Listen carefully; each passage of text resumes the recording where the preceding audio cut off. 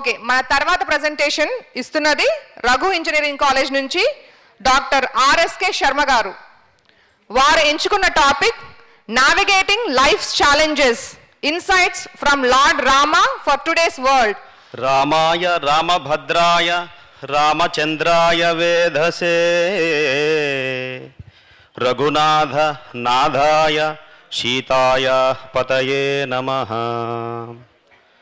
మంగళం భగవాన్ విష్ణో మంగళం గరుడాధ్వజ మంగళం పుండరీకాక్ష మంగళాయ తనోహరి మంగళాయ తనోహరి మంగళాయ తనోహరి తనోహరి తనోహరి.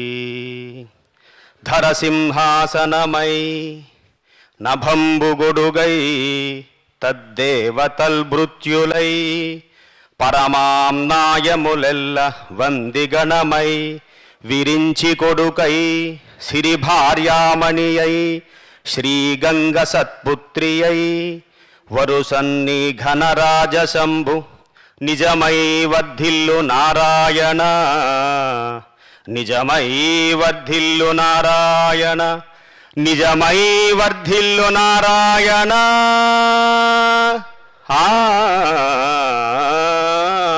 జై Sriram. Namaste to all. First and foremost, I would like to express my sincere gratitude to Ram Narayana management and all the research dignitaries from VRC, Valmiki Research Center. And also, I should express my gratitude to Chairman Sir, Raghu Educational Societies, Sriman Sri Kaladindi Raghu Garu, who referred me being a part of this auspicious event, and all the dignitaries from various organizations, and my special greetings to all of our students. Today, my research proposal is navigating life's challenges, insights from righteous king for today's world. Here I mention righteous king. Can you guess who is the righteous king? Rama. Why Rama? If we explore that kind of questions from this auspicious venue, why Rama has become so special among all the human beings, among all the righteous kings? The answer is dharma, righteousness. Because of dharma, because of righteousness, he became so special. Of course, according to our scriptures, according to our Vedas, histories, we have number of righteous kings, you know very well. But he only became so special because of dharma. He knows dharmas like Pitru Dharma, Matru Dharma, Bhatru Dharma, Kalatra Dharma, Rajya Dharma, Mitra Dharma, Shatru Dharma. Not only that one, he knows Muni Dharma, Rushi Dharma, Devata Dharma, Prakruti Dharma. Samasta dharmas he knows. Okay, if we explore that kind of answers way, definitely people would think, okay, samasta dharmas he knows, he is a God. But never like that. If you see Valmiki Ramayana scripture or any kind of Ramayana scripture, Rama has not declared himself as a God. And he is never mentioned, he has never preaches any kind of dharmas to any persons. He has been followed dharma. He strictly committed dharma, he has been followed, that's it. If we observe other aspect, we have number of Ramayanas are there. Valmiki Ramayana is a reference text, reference epic. We know very well this was written by sage Valmiki. Of course, Maharshi Valmiki also nowhere mentioned Rama is hero, Rama is God, Ravana is villain. When sage Valmiki is searching for highest example of human being, he asked one question to Narada Munindra.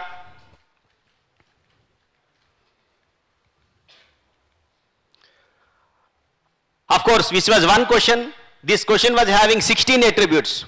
Kon asmin samprada loke gunavan kacchaviryavan dharmajnacha krutagnacha satyavakyo dృఢవ్రతః చారిత్రేణ చకోయుక్తో అని 16 గుణములతో కూడుకున్నటువంటి ఒక ప్రశ్నను సంధించాడు నారద మహామునికి వాల్మీకి మహర్షి.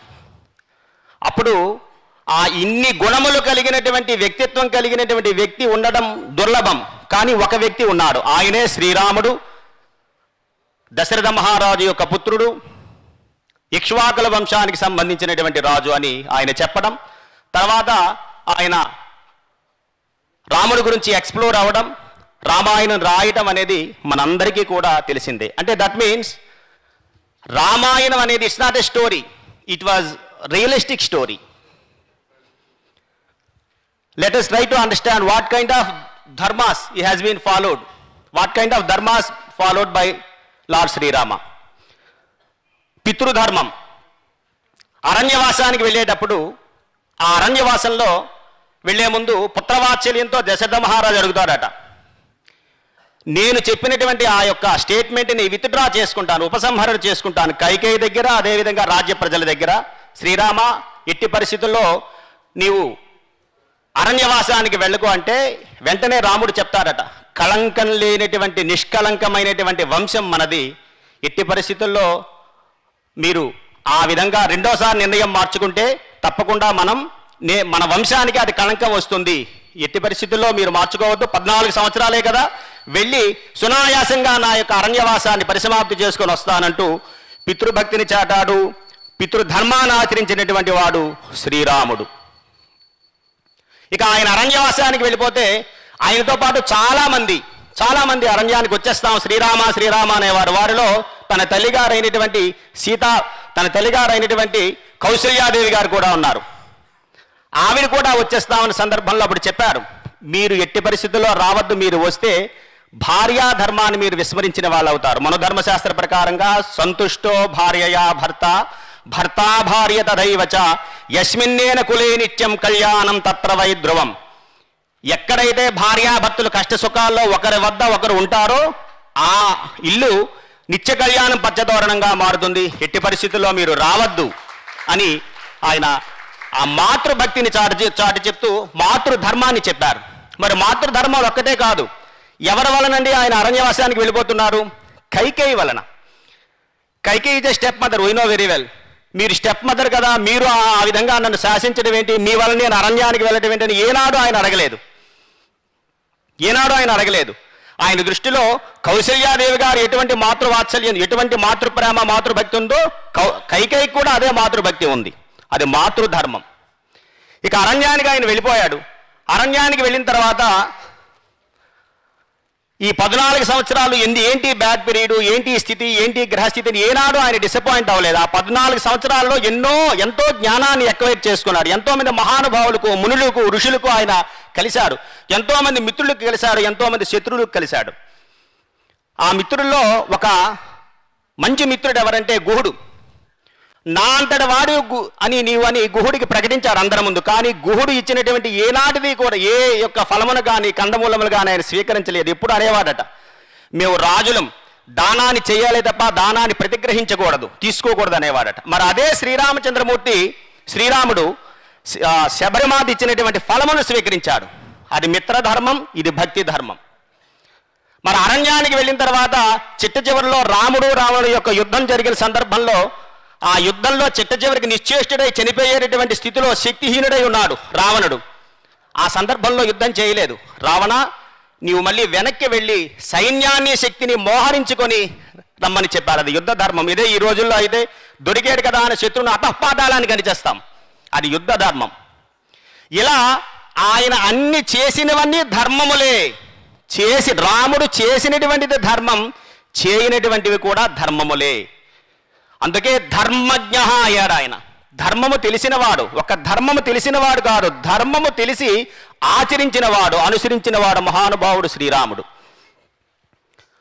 అందుకే the best definition of Srirama, రామో విగ్రహవాన్ ధర్మ సాధు సత్య పరాక్రమ అనే బిరుదు ఆయన ఒక రాక్షసుడైనటువంటి మారీచుడి ద్వారా పొందాడు. అటువంటి మహానుభావుడు శ్రీరాముడు. అయితే ఏంటండి ధర్మం? ఈ ధర్మం పాటిస్తే ఏ వస్తుంది మనకి? సాధారణంగా ఇఫ్ యూ అబ్జర్వ్ ద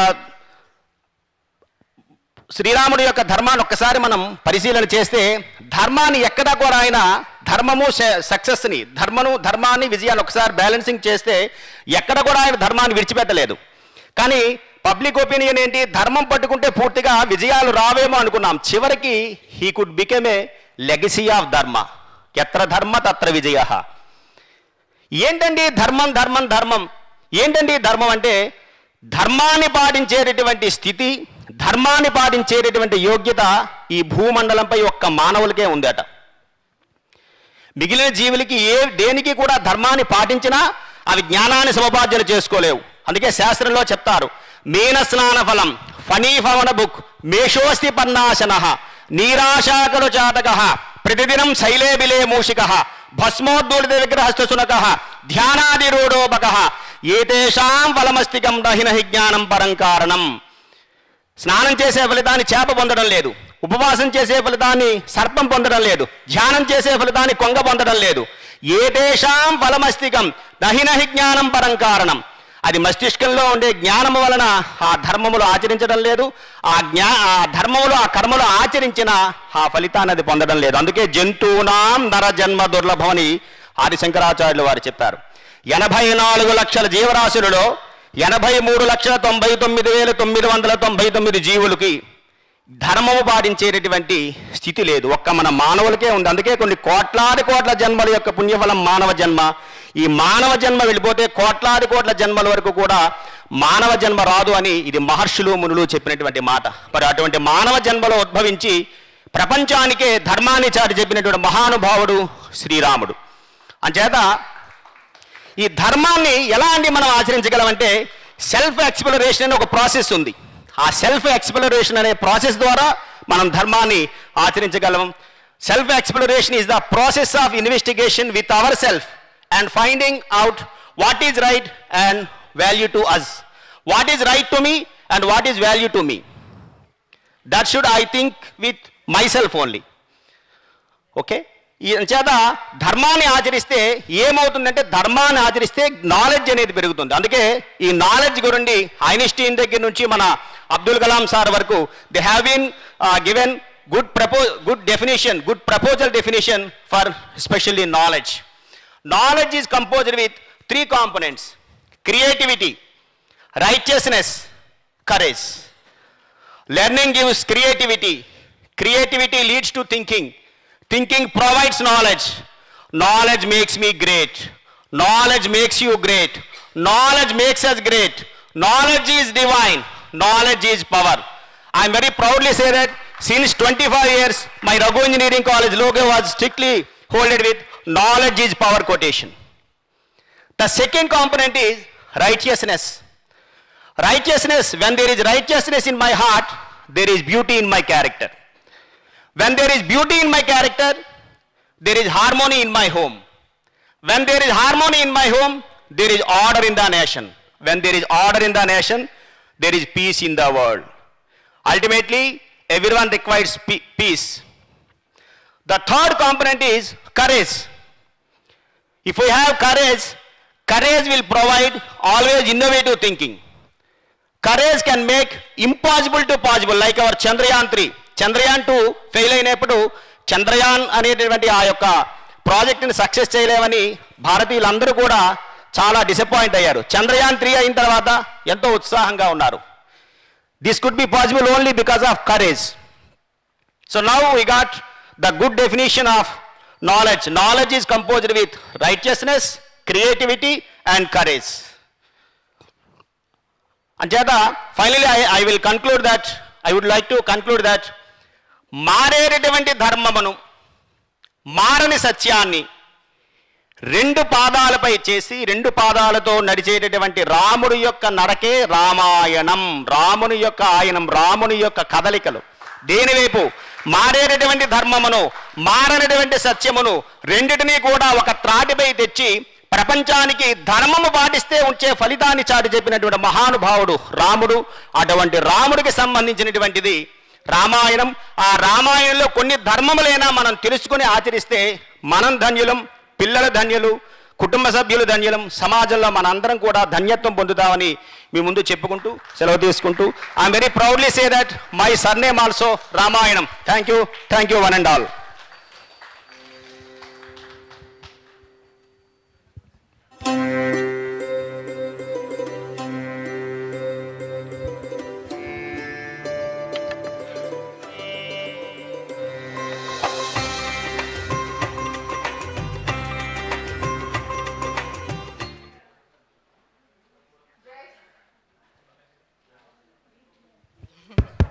జై శ్రీరామ్.